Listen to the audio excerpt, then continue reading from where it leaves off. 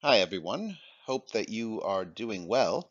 My name is Professor Andrew Timming, and I am the author of this textbook, Applied Statistics, Business and Management Research. Thank you so much for dropping in to this lecture series. I'm pleased that you're here. It is a beautiful day where I am, here in Australia, and I hope wherever you are listening to this lecture series, it is also a beautiful day for you. So this is the third and final mini lecture covering chapter 2 of this textbook. Recall that chapter 2 explores the SPSS environment. SPSS is the statistical software that we use in this textbook to carry out the statistical analyses that we'll be studying in the book.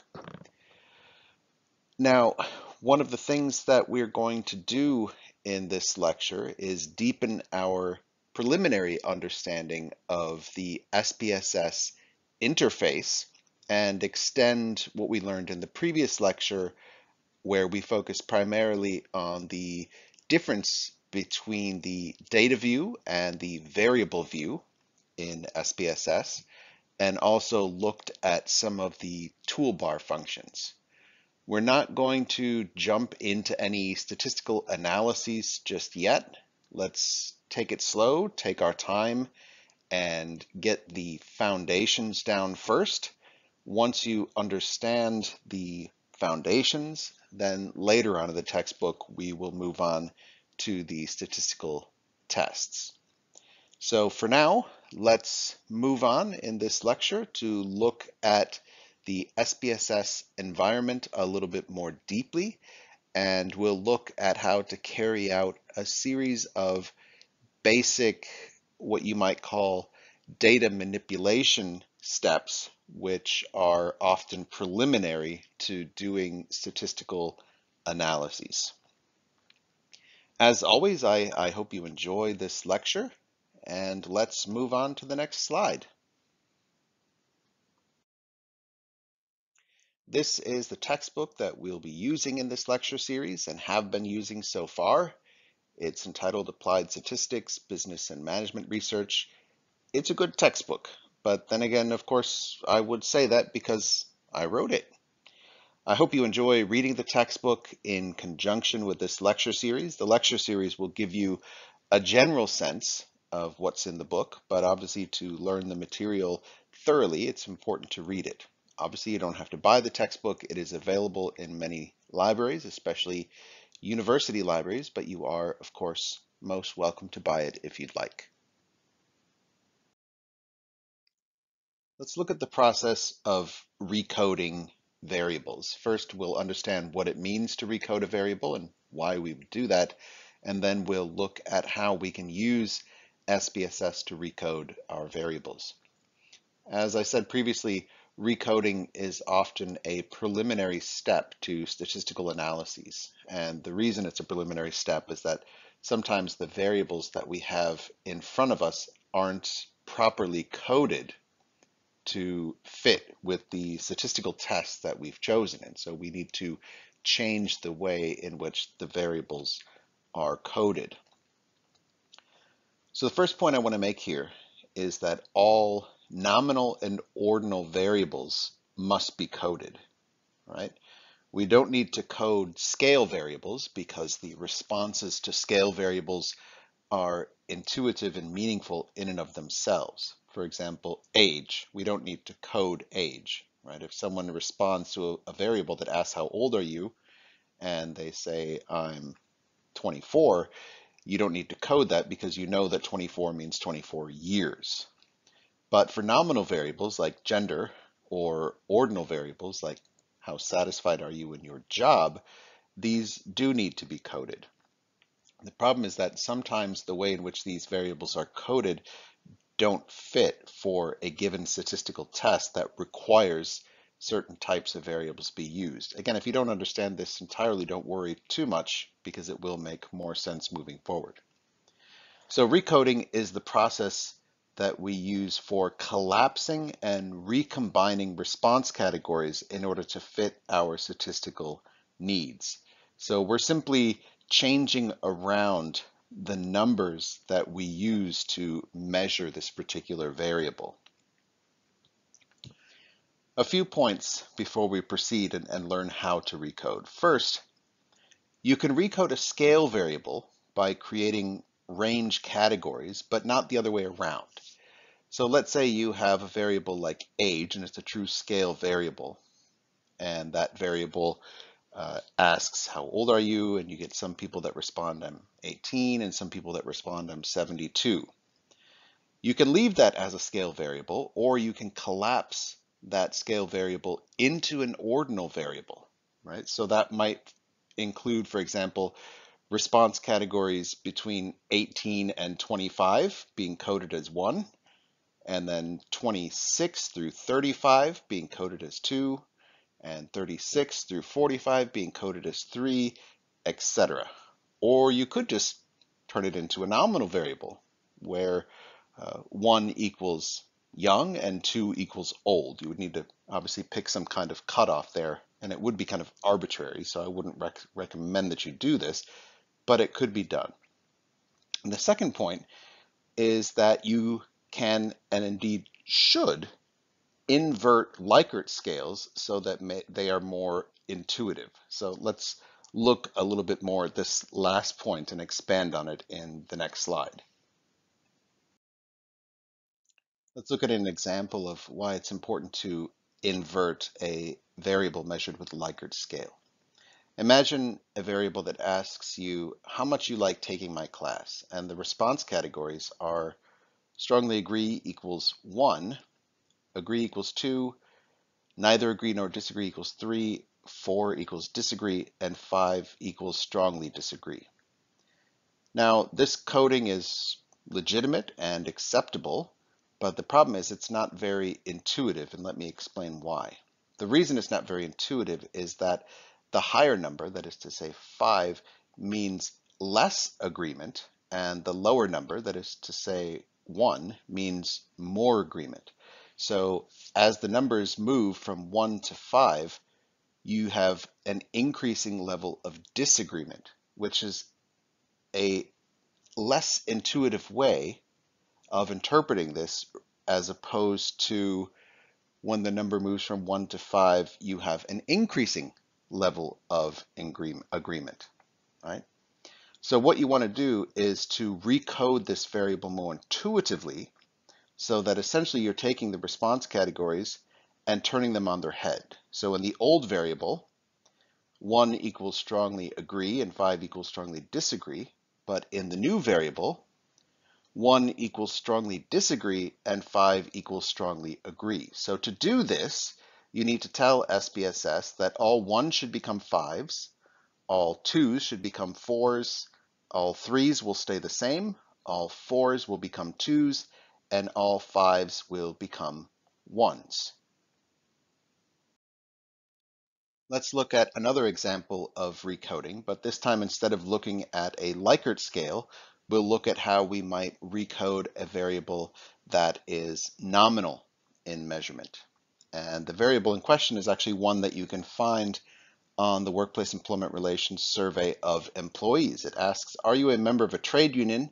And the response categories are 1 equals yes, 2 equals no, but I have been in the past, and 3 equals no, and I've never been a member.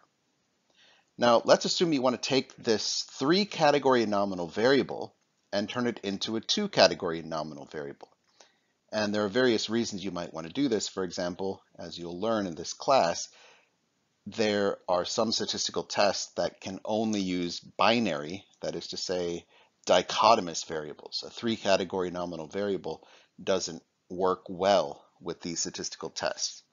So let's say you want to change this 3-category variable into a 2-category one, where 1 equals yes and 2 equals no, I'm not currently a member of a trade union. So what you're going to need to do is to combine the latter 2 categories by specifying a recoding of the variable. So in this case, you'll tell SPSS that an old value of 1, that is to say yes, is still a value of 1, that is to say yes. So in the old and the new variable, 1 is going to equal 1, and both of them are going to correspond with yes. But the old values of 2 and 3 are now going to be recoded as new values of 2. In other words, all old values of 2 will still be 2, but any instances of old values of 3 will become values of 2 in the recoded variable. So in sum, old values of 1 remain new values of 1, old values of 2 remain new values of 2, but old values of 3 are now changed to new values of 2. In order to recode a variable in SPSS using the point and click mechanism, there are 6 simple steps that I've articulated here on this slide. And if you have SPSS open in front of you, you can go through these steps. So whether you're in variable view or data view, it doesn't matter. You simply go first to transform along the top. So click on transform, then click on recode into different variables. You'll note that there are 2 options for recoding a variable. You can recode into different variable and you can recode into the same variable. My advice is to never ever recode into the same variable, because when you do that, the recode simply overwrites the old variable. So in order to leave a trail of breadcrumbs so you can remind yourself which procedures you carried out and which recodes you carried out, it's always important to recode into different variables. So essentially you create a new recoded variable, but you maintain the original, the old variable in its original form.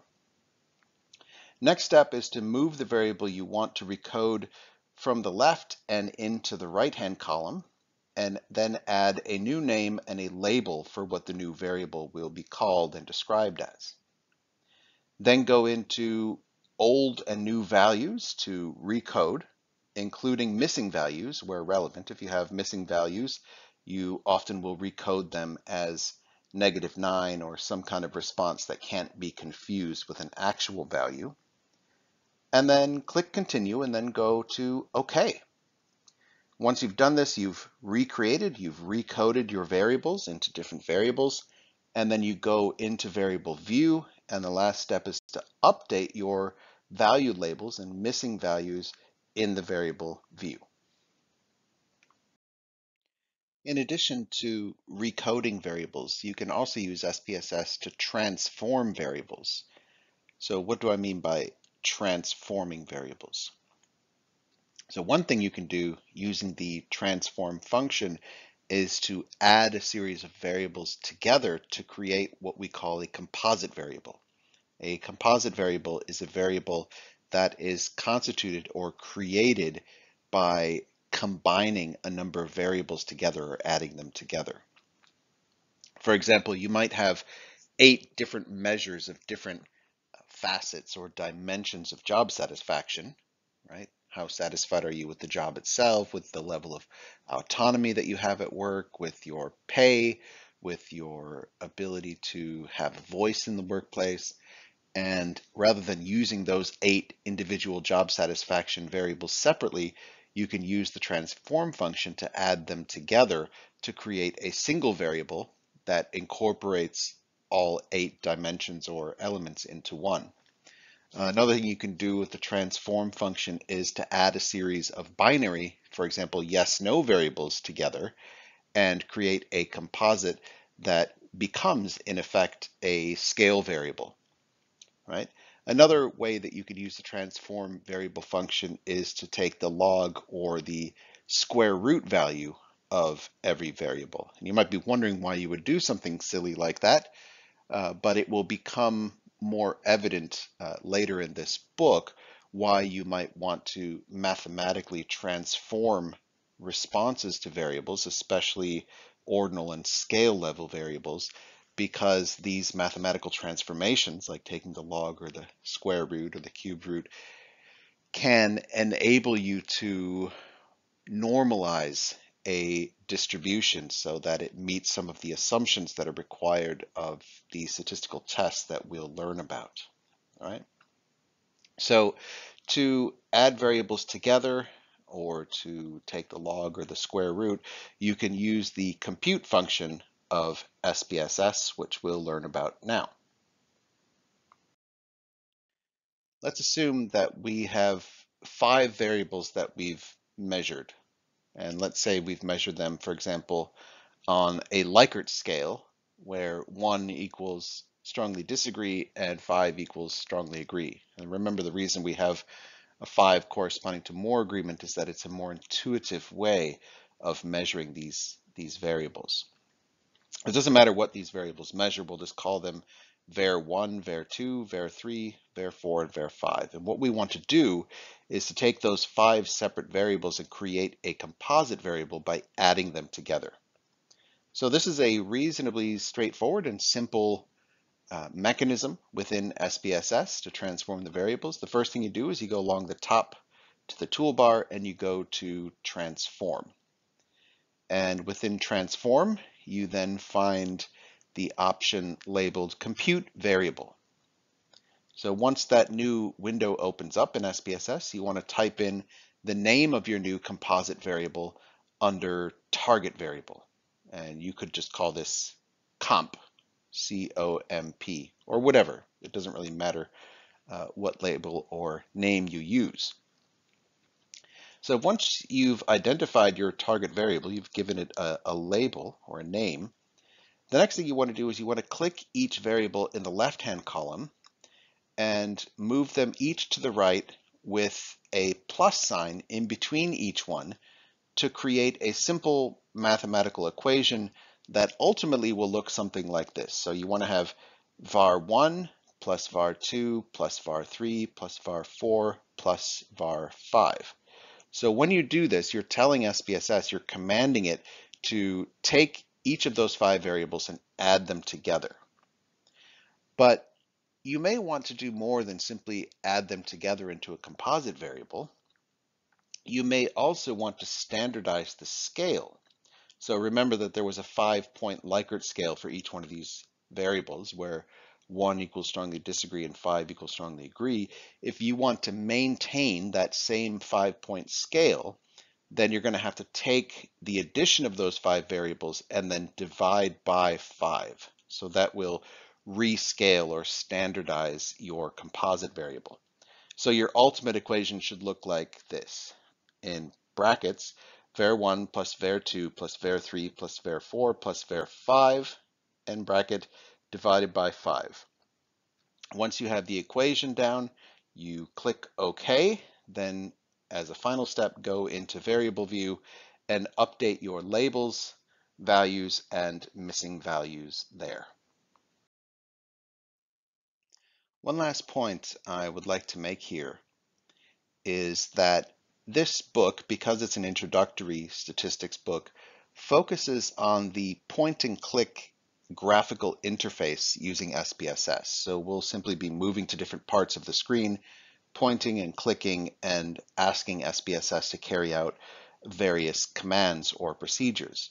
But there is another way that you can tell SPSS what to do, and that's through the use of syntax. We won't be using syntax in this course, but I thought you should be aware of it because it is a more advanced way of carrying out statistical analyses that, if you know how to do well, can be incredibly time-saving. So the point and click method that we'll use in this class is easy, it's simple, but at times it is a bit cumbersome. And a good example would be in relation to recoding variables. If you have lots of different variables you're recoding, you have to point and click for each one. But if you can use syntax instead, you can do this much more quickly. So advanced SPSS users use syntax rather than point and click.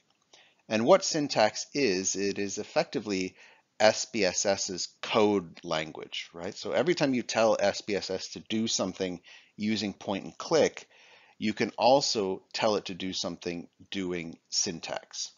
So when you tell SPSS to carry out a procedure, whether it's transforming a variable or recoding a variable or carrying out a statistical test, you'll always see at the top of the output window the syntax, the corresponding syntax vis-a-vis that particular maneuver. right? So this syntax is essentially the written code that shows you how to carry out that particular command. And what you could do if you want to learn the syntax independently is simply look at the syntax and copy and paste it to carry out similar statistical steps, but perhaps, for example, removing certain variables and inputting new variables. So I just wanted to draw this syntax to your attention. It is a coding language. It's not that difficult to learn how to use, but if you're new to SPSS, you might want to master the point and click mechanism first before you go on to learn syntax. Okay, and this brings us to the end of chapter 2 of the textbook. So let's have a look at the few things that we've learned here. We started looking at some basic background information of the Workplace Employment Relations surveys. That includes the two surveys that we'll use in this course. That is the survey of employees and the survey of organizations.